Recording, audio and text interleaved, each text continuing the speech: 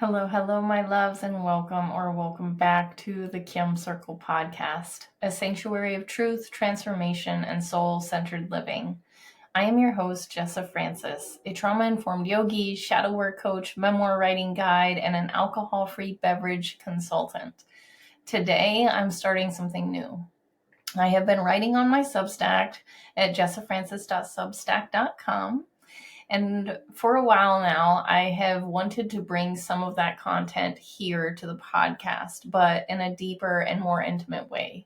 So I'm not just going to be reading what I wrote, but I'm going to be expanding on it and sharing the stories behind those stories, right? The realizations that I had and the things I didn't say the first time around.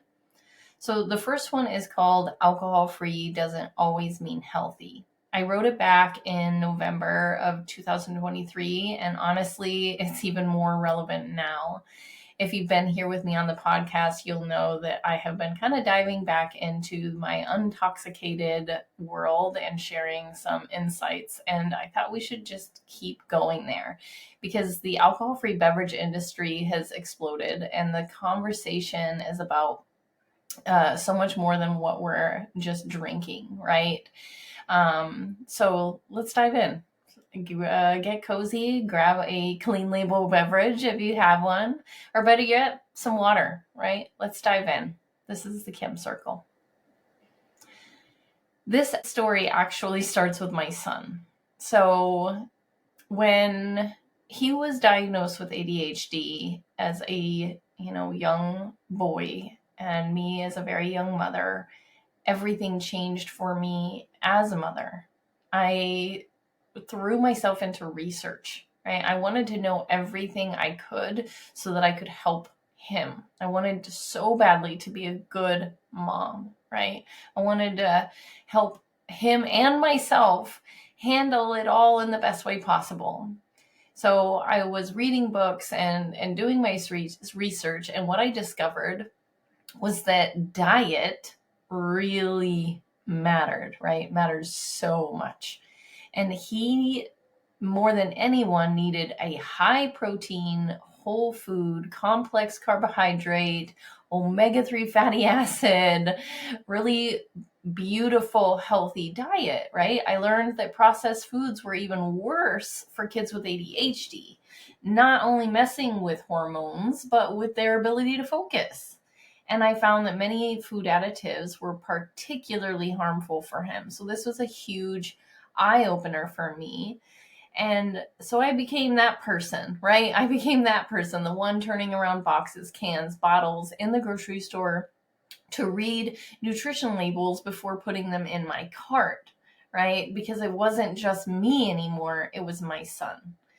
And my son had these particular needs. And as I learned about all of it, I realized, it was affecting me. It was affecting everyone, right? I started cutting out products with the high fructose corn syrup, excessive sodium, dextrin, sucralose, artificial food colors. That was a huge one, right? And specifically certain preservatives like sodium benzoate, sodium phosphate, and sodium nitrates.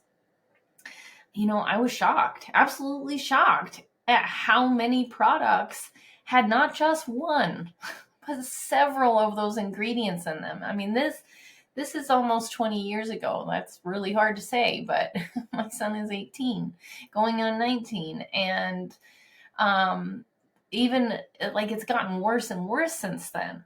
And I was devastated. I was devastated to find that most of the cereals, frozen meals, pasta kits, breads, condiments, we had been eating these things, right? And they were extremely bad for us. Brands that I thought I could trust. And I quickly learned that I couldn't. The grocery store visits changed dramatically. And since then, eating the right foods and monitoring what I buy has gotten easier, but it certainly takes more time. Right? But knowing that it can damage our health and make concentrating in school even harder than it already is, it feels worth the extra effort, right? But here's the thing. It is much easier said than done. We are in a fast-paced world. Things are going so quickly all the time, and we need quick ways to nourish ourselves. And it can be hard to grab the apple over the donut, right? And beyond that, when my kids go to birthday parties or to their friends' houses, the majority of other children are drinking soda and eating bags of Doritos, while mine look sadly down at their water and fruit, right? Wishing they could have more sugar and what it seems like more fun. Just like the pressure I feel when drinking less alcohol, they feel it with sugary drinks and salty snacks, and I get it. But just like I feel terrible after a night of drinking, I know we will all feel worse after consuming foods, quote unquote foods, right? That make us feel rotten almost immediately. And this has become my foundation, this vigilance. I have now built my entire little empire over this label reading obsession. But here is what I didn't see coming. When I started working at Sachet, Charleston's first alcohol-free bottle shop, I was still drinking alcohol. This wasn't about sobriety yet. This was about owning my relationship with what I consumed. It was about mindfulness, being mindful, and about having tools to help that mindfulness. And here's the real reason I wanted to cut back on alcohol. I'll be real honest and transparent here. I was gaining weight. I was going to the gym, I was eating well, I was drinking water all day, I was doing the work, and then at night I was consuming massive amounts of calories in my alcoholic drinks. Whiskey and Cokes, James and ginger ale, those were my staples. A Jack and Coke is about 207 calories a drink, and I wasn't just having one. So when I discovered these whiskey alternatives at Sachet, these non-alcoholic spirits that were nearly 0 calories, yay! Amazing! Now I just needed to use the low-calorie Coke substitute and I'd be golden, right? Except, wait. I started looking at the labels on those mixers. What? Sodium benzoate, aspartame, sucralose, freaking all these potassium whatevers that you can't even name, right? And that's when everything started unraveling, because it wasn't just about sugar and calories that were hurting my health. It wasn't just about me gaining weight. It was about everything I was putting in my body. Just the way I cared about my son, like I knew I couldn't care about my son and his health without taking care of mine. I'm the example, right? But here's where it gets even more complicated. I was working in a bottle shop. I'm running an alcohol-free bottle shop, and I am surrounded by these products. I have easy access to massive amounts of these alcohol-free beverages, and I had started drinking them all day long. Kombucha for probiotics, adaptogenic elixirs through the afternoon, trying different brands constantly because I was really excited about the movement. I didn't drink Coke or soda before, but why all of a sudden now am I drinking all of these? And I needed to get it in check. I needed to own my relationship with the alcohol-free drinks, right? And just the same way as I had to own my relationship with the alcohol, with sugar, and with anything else I consumed. So I started asking myself, how much sugar is in this? How many extra calories am I drinking now? And, because I was normally just drinking water during the day. Because yes, alcohol-free drinks are way less calories than alcoholic drinks, but alcohol was an evening thing for me. A few drinks a night, not all day long consumption. And now I was replacing my water with these beverages, and that changed the equation entirely because I wasn't looking at these labels at first, right? Not deeply. And, I had to ask myself, man, why am I not losing weight? I cut out alcohol. Oh, maybe it's because of how much I'm drinking. Because I traded 270 calorie Jack and Cokes at 9 p.m. for 3 kombuchas, 2 adaptogenic drinks, and a ready-made cocktail spread throughout my day. So some of these healthy alcohol-free drinks had unfortunately just as much sugar as my old alcoholic drinks, and some of them more. Some had 150 to 200 calories per bottle, which doesn't sound like much until you're drinking 3 of them a day. And the math added up. The weight made sense. So I started looking at the labels more carefully, not just for calorie and sugars, but guess what? Preservatives, gums, emulsifiers, fillers. I was taken aback. I had to once again start changing a lot. Back to my water, back to my tea. I was running a bottle shop, working with these brands, right? Easy access to all of this, and I needed to regulate my relationship with them. These beverages were supposed to be tools to help me celebrate and socialize, not become another overly consumed treat that I wasn't being conscious of. So I started diving into what was in these drinks. This uncomfortable truth about the preservatives was hard. And this is where and why I wrote the Substack piece, because I was at first too excited about the movement and the opportunity to drink less, live more, to pay any attention to the preservatives on the nutrition labels. But I found myself unable to continue ignoring those ingredients. Why would I continually consume them in my drinks when I refused to do it with my food? If I wasn't going to drink alcohol, why would I drink a bunch of preservatives? They're horrible on my liver and doing damage to my body that I've actively been trying to avoid in my daily diet. So some of these preservatives, despite their very small amounts, yes, even, because that's what they'll say, says, oh, it's a teeny tiny little amount. Yeah, it doesn't matter. It can still do real damage long term, especially if you're drinking multiple of them. And you got to think about this. Sodium benzoate, it's in everything. And it's not just coming in through your mouth, right? It's coming in through your skin. It doesn't matter that it's a teeny tiny amount when you're regularly applying it over and over again all day long. So I am drinking these regularly, so it makes a huge difference with me. Drinking less alcohol for me has a lot to do with my physical, emotional, and mental health. That's what it comes down to. And when I cut processed foods out of my diet, I saw a true improvement in the way I felt, looked, and moved. When I started cutting back on alcohol, I saw an even more exaggerated change. The preservatives we ingest daily are doing incredible harm to our bodies. Some of them are actually causing cancer. And I've said this multiple times. So if I'm not going to drink alcohol, why would I drink that? I want something that is not only elevated and delicious, but truly good for me. Now, I need to be clear here. I can't think about preservatives as all bad. Think about all the food we would waste if we didn't have them. I'm not saying I wouldn't prefer a world where we only grew what we needed as we needed it and nothing went to waste, but that's not the case. We need preservatives. We need them to keep things fresh and to keep molds, yeast, and bacteria at bay. However, that doesn't mean that we shouldn't be cautious about which preservatives are safer than others. We have options. The preservatives used in bread, for example, sadly, not so great.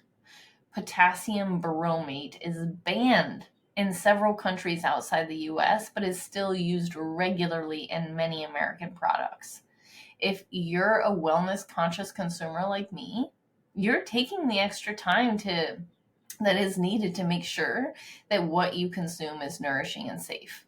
It takes time to learn what is safe and what isn't. And that's what I'm here doing. That's what I do. I've built this entire intoxicated consultation company around it.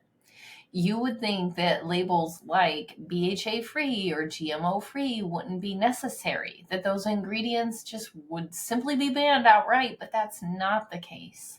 So we have to do our research and scan nutrition labels to eliminate unhealthy chemicals and food additives from our diets.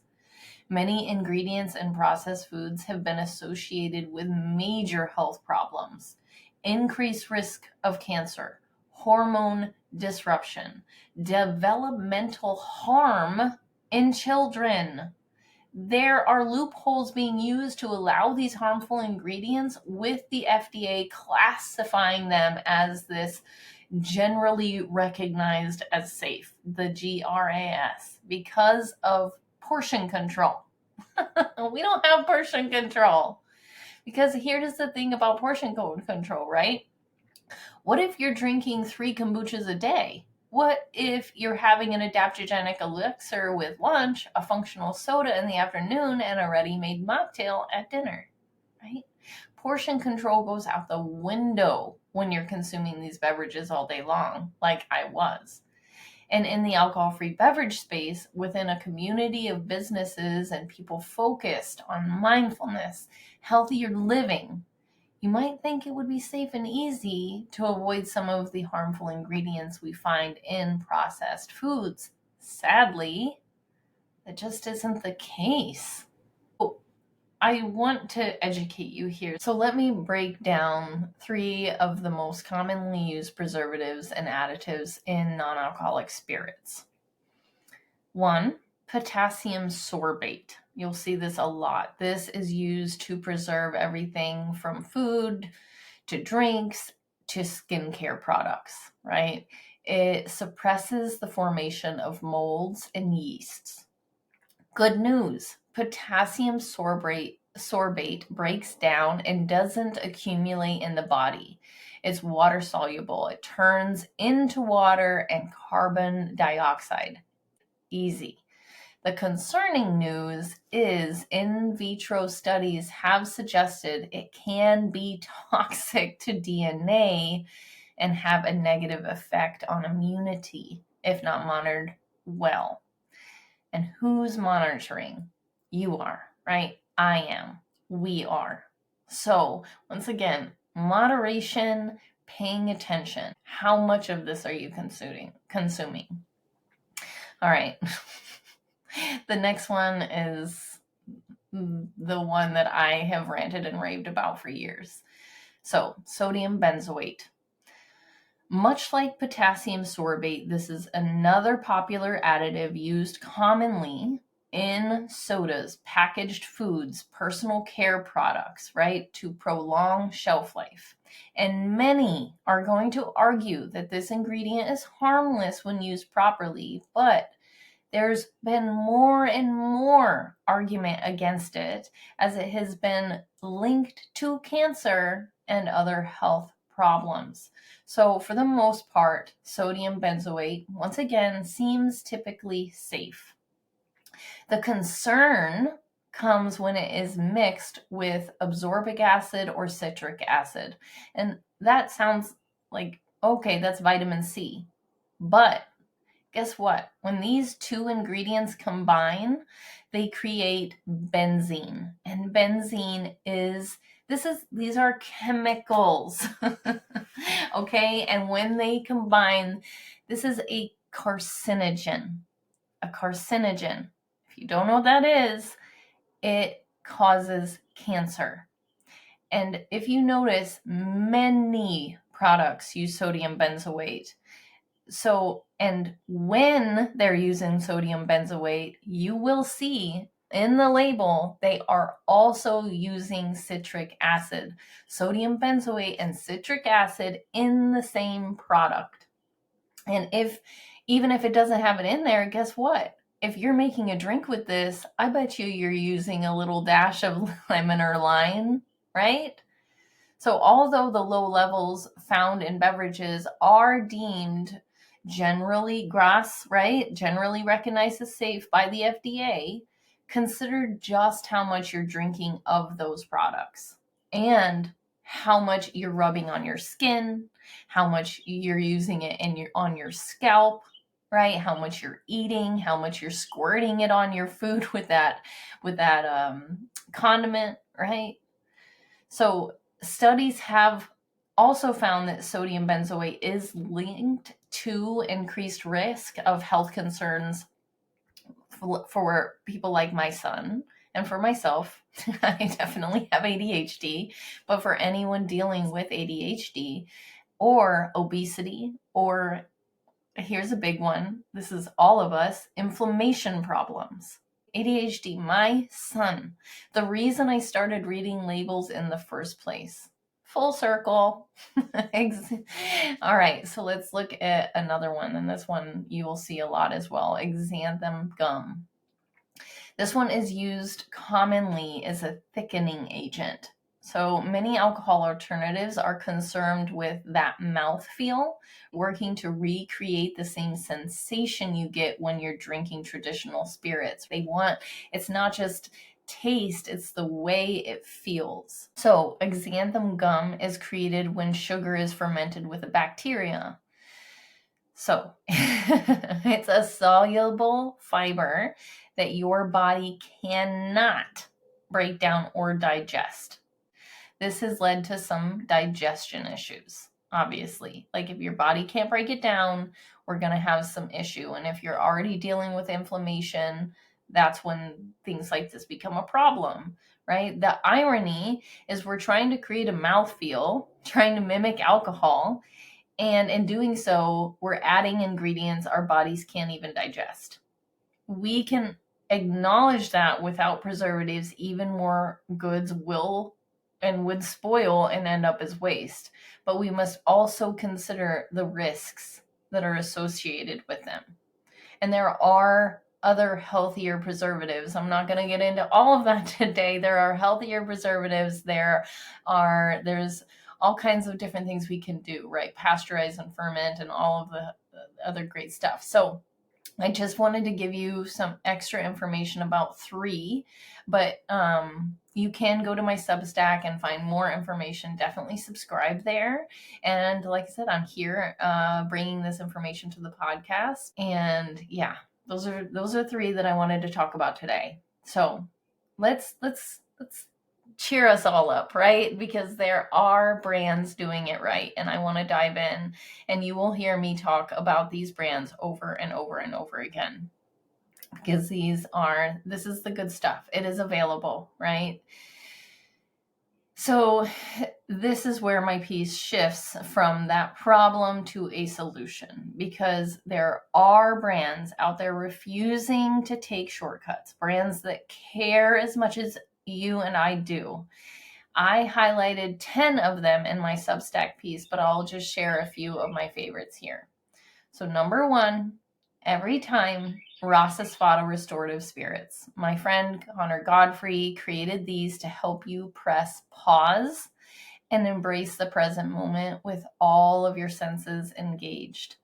He made sure to really bring like beautiful Ayurvedic principles and Ayurvedic ingredients into a ritual that was going to help you slow down and enjoy the present moment, right? So using only wild harvested ingredients sourced directly from remote regions and lush farmlands across the globe. And these are packed with bold flavors, no sugar, no calories, no additives, 100% plants, just plants, right? Just plants, intention, and beauty.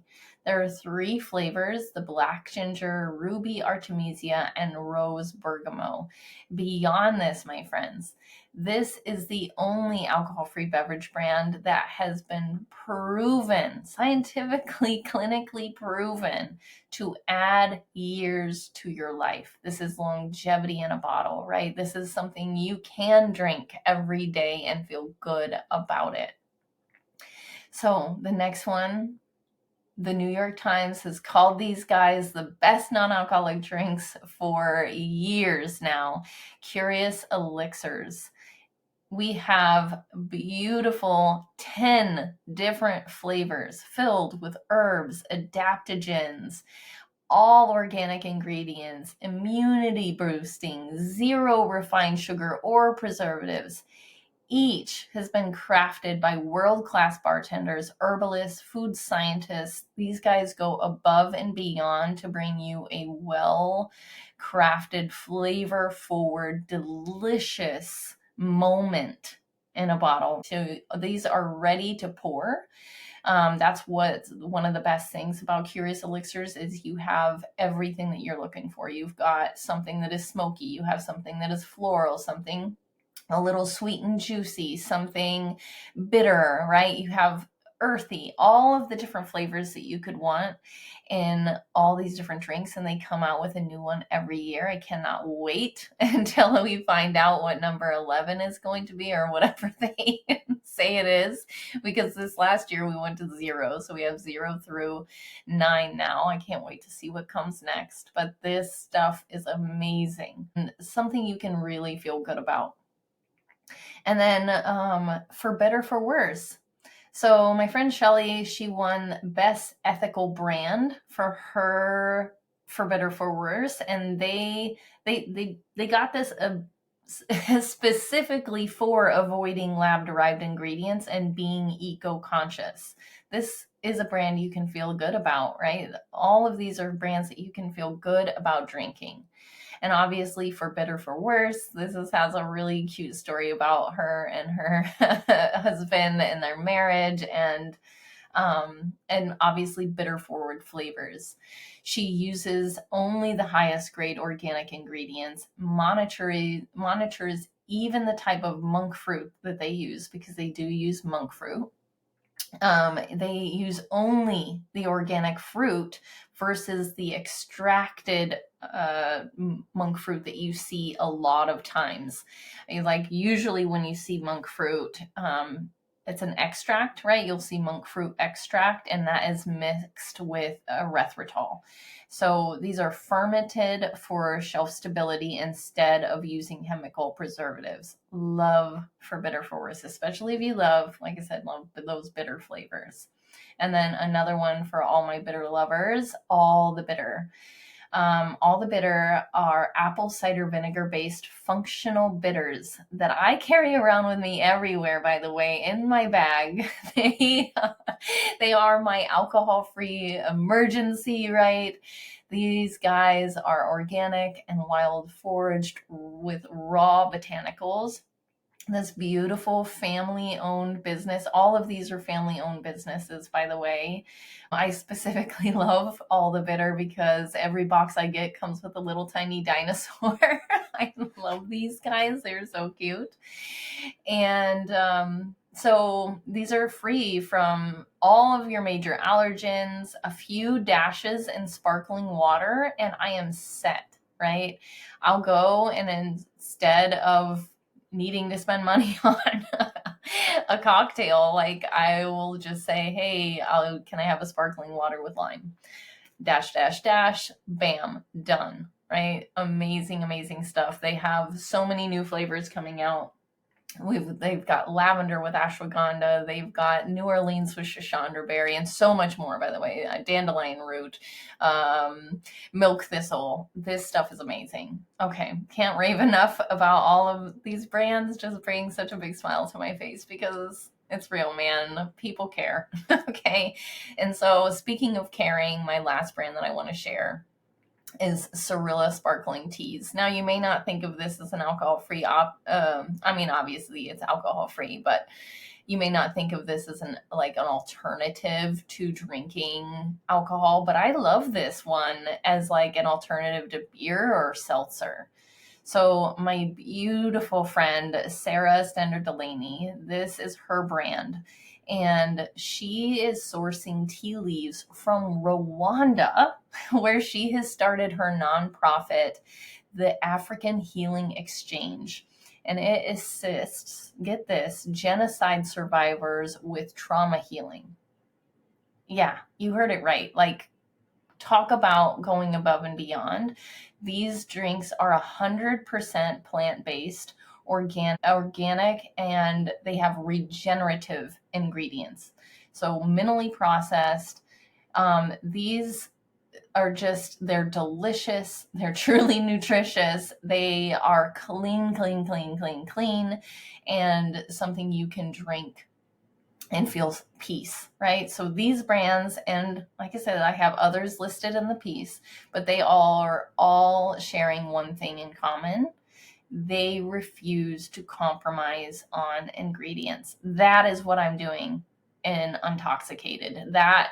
It's so much more than like not being intoxicated. It's truly like removing the toxins from your life, right? So this Untoxicated really goes above and beyond, because I'm not just helping you own your relationship with alcohol. It's about owning your relationship with what you consume across the board. Okay. So they're my brands. They're some of my beautiful brands. I cannot say enough about them. So the nuance and the choice. Now, here's what's really important. And this is how I ended the Substack piece. This isn't written with the intention of calling out brands that are using preservatives. Please, like, I have so many beautiful relationships with incredible brands that they're using preservatives, and I'm not trying to point my finger and make them the bad guys, right? We're all in this together, trying like hell to provide alternatives for mindful and sober consumers. And in order to get products on shelves next to traditional brands, to make a statement, right?